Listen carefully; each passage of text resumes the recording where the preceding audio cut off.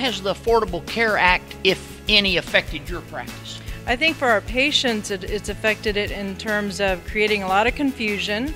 Because the majority of my adult patients that I see are on the county-sponsored plan, and that's not considered a health insurance plan, they have been required to go online and obtain a health insurance plan through the Affordable Care Act, the website, healthcare.gov. I think there was a lot of confusion about enrollment and the navigation process, and we actually did have a navigator within our own practice that was trying to facilitate those patients at accessing the marketplace. And so during that time when the marketplace was open, there certainly was a lot of confusion. And there's confusion around what specialty providers are on these plans.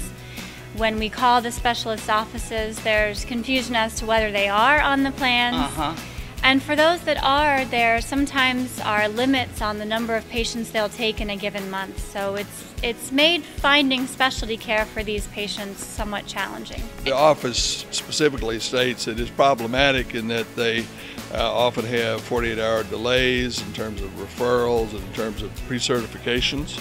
The problem that we have seen has come from the HMO product, and the networks for referral have been somewhat inadequate.